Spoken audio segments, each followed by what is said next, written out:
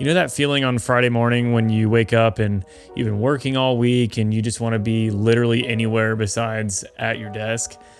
Well, that's where this video starts. We threw our clothes, cameras, and Carl in the car and set out towards the southern coast of Oregon for a much needed impromptu road trip. I apologize for the strange setup here today. My studio is currently a disaster area. I've been prepping and packing this week for a job that I'm shooting over near Mount Rainier that I'll be on site for 3 days for. But I wanted to get this video out for you guys before I leave, so here I am, sort of on the other desk in the room where I write the music for intros and stuff. But don't mind all that. If you've seen my video about filming on vintage lenses, you'll recognize some of the video footage from this episode, but I wanted to share some images from that trip today and talk through a handful of techniques that you can use to help navigate different lighting conditions and locations and come away with more photos that you're happy with, even when the situation itself isn't ideal. We got to the motel in the afternoon. It was about a 10-hour drive to get there, so we were absolutely itching to get out of the car and stretch out the old legs for a bit. The rest of that night, we just wanted to walk the beach, let Carl run around, and watch the sun go down. The lighting was a bit harsh at first. We got there a little while before golden hour, so I focused on getting shots using mostly side light. If you've never heard of this technique before, it's basically this. You look at the sun, you turn 90 degrees left or right, and you work on a composition facing that direction. You'll see the shadows falling off to the side while your colors actually remain strong because you're not battling a scene being backlit, which has an extreme amount of contrast to the point where either your foreground is going to be very dark or your background is going to be losing highlight detail in order to expose the subject or foreground properly. There are plenty of scenarios when backlighting is actually beautiful. I use it quite a lot, but it's usually preferable to me when the sun is a little lower in the sky, and you'll see examples of that here actually in a little bit.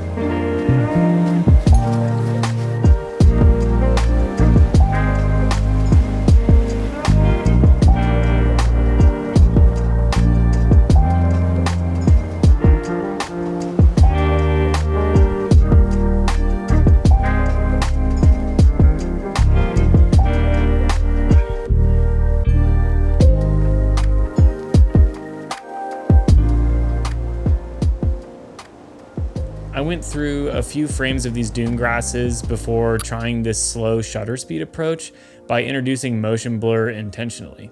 And I think it made the image much stronger emotionally and does a good job of conveying the windy conditions to the viewer because they weren't there and they don't know. I used this technique a few times on this trip successfully. Definitely one to keep in the bag of tricks for using at the right moment.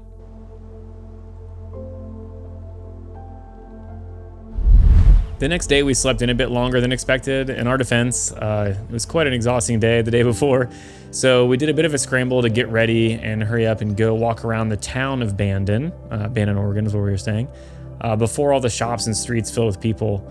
And you'll notice here that I'm playing a lot with complementary colors, aka colors sitting across from each other on the color wheel, using in this example the blue boat and the orange flowers in the foreground. If you were to take away those orange flowers, which I can demonstrate here, this photo isn't nearly as strong. And in the next photo, I'm actually using analogous colors to my advantage, aka the colors that all reside on the same area or the same side of the color wheel.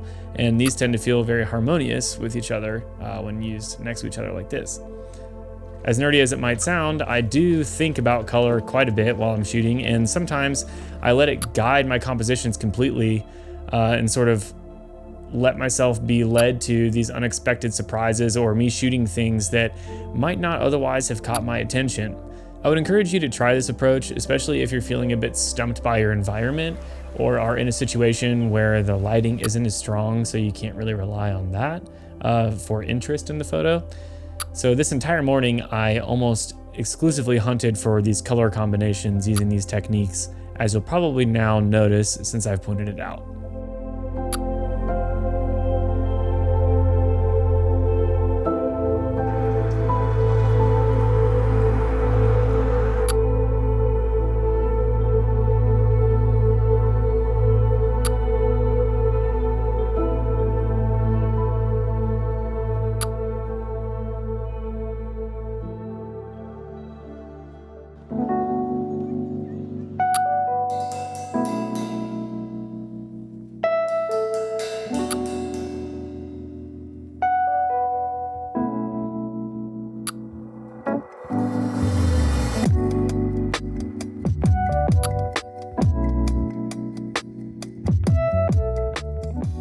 After grabbing a few breakfast Sammies there in town, we drove down the coast a bit and found a hiking area that took us out through the woods to a cliffside that sort of sat over the edge of the water.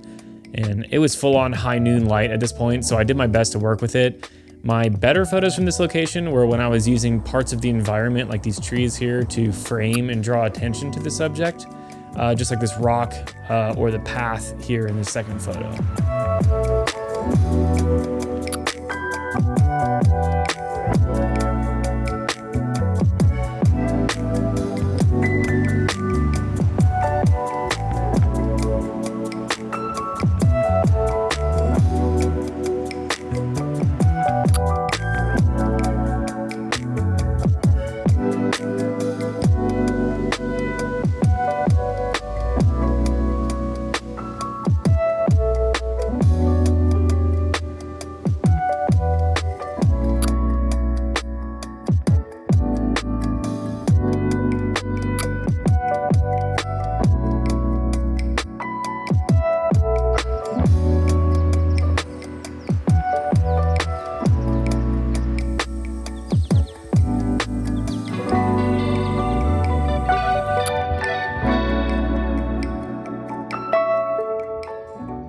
This next stop was by far the most wind we experienced.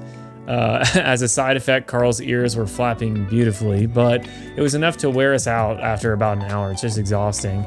I really loved these purple wildflowers though, growing everywhere, and tried to use them to round out the composition in most of the images from here.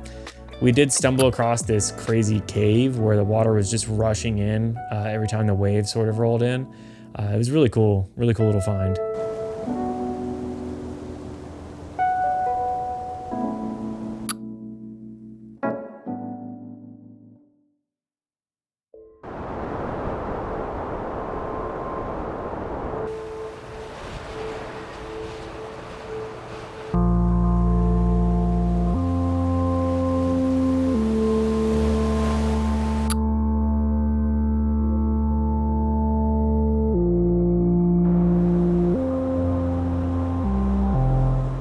Later that night, the weather took a bit of a turn for the worse as a storm moved in over the ocean.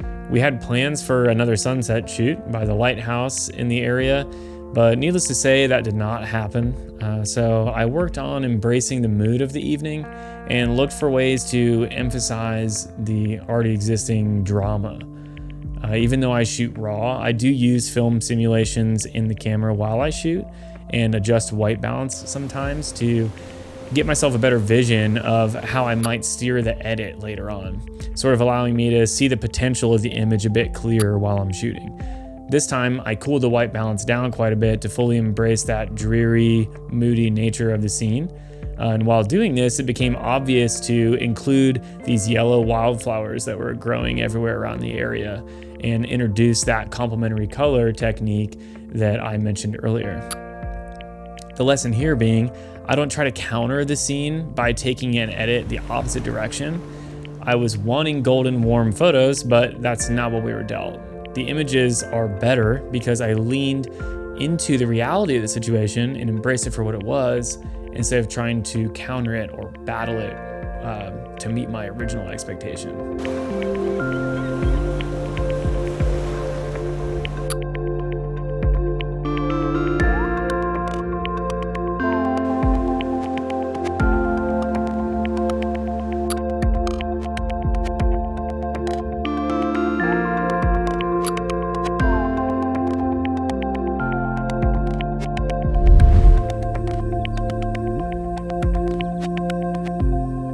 the way home, we actually broke up the drive and stopped outside of Bend, Oregon, which I'm sure you've heard of, really cool town, in a little Airbnb for the night. It was tucked back in the woods in a beautiful little setting. It's kind of like a tiny house. So we just relaxed around the fire there and didn't do a whole lot of anything the rest of the night.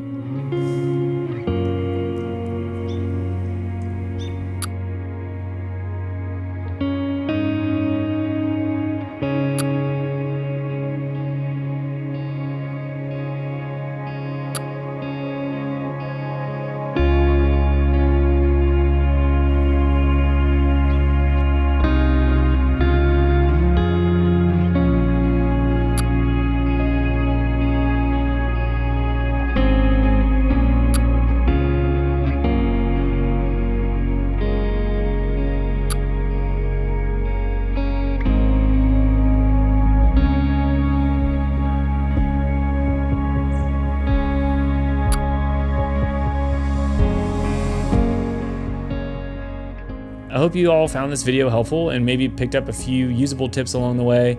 I've got a new video in the works exploring some small towns in Eastern Washington on a camera that I've never used before. So stay tuned for that and more coming up on the channel very soon. As always, thank you for watching, and I will see you in the next one.